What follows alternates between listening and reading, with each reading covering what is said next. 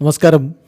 Raf talk ഫുട്ബോളിലേക്ക് അവർക്കും സ്വാഗതം. ഫിഫ ക്ലബ്ബ് വേൾഡ് കപ്പിൽ Real Madrid round of 16 group ചാമ്പ്യന്മാരായിട്ടാണല്ലോ കടന്നുപോയത്.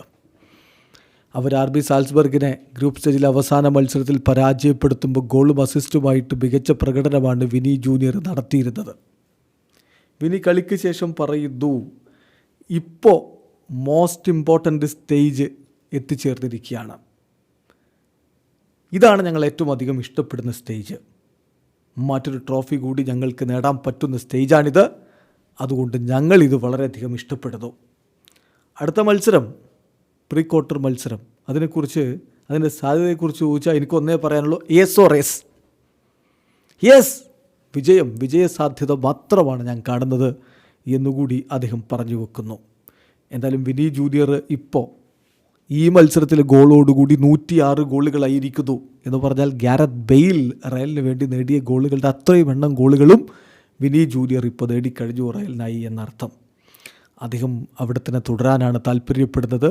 Real Madrid is the club of my life, I hope I can stay forever എന്നുകൂടി പറയുമ്പോൾ റെക്കോർഡുകൾ ഇനിയും അദ്ദേഹം തകർത്തെറിയും എന്ന് വേണം കരുതാൻ.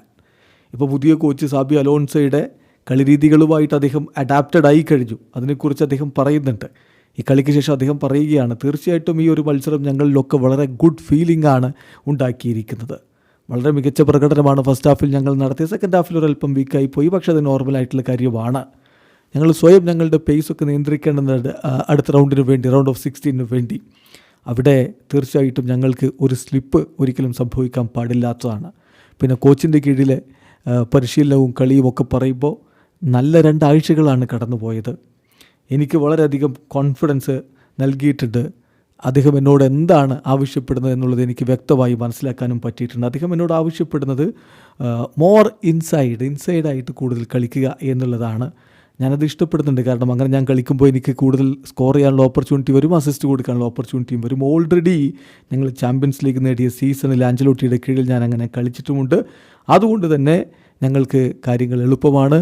ഇപ്പം കോച്ച് ഞങ്ങളോട് ലിറ്റിൽ ബൈ ലിറ്റിലായിട്ട് അഡാപ്റ്റഡ് ആവാൻ വേണ്ടി കാര്യങ്ങൾ എന്ത് ചെയ്യണമെന്നുള്ളത് പറഞ്ഞു തരികയാണ്. സോ ഒരു ഗുഡ് ഗെയിമാണ് ഞങ്ങൾ കളിച്ചിരിക്കുന്നത്. ഇനിയും ഒരുപാട് ഞങ്ങൾക്ക് ചെയ്യാൻ പറ്റും, ഇമ്പ്രൂവ് ചെയ്യാനുണ്ടെന്നറിയാം.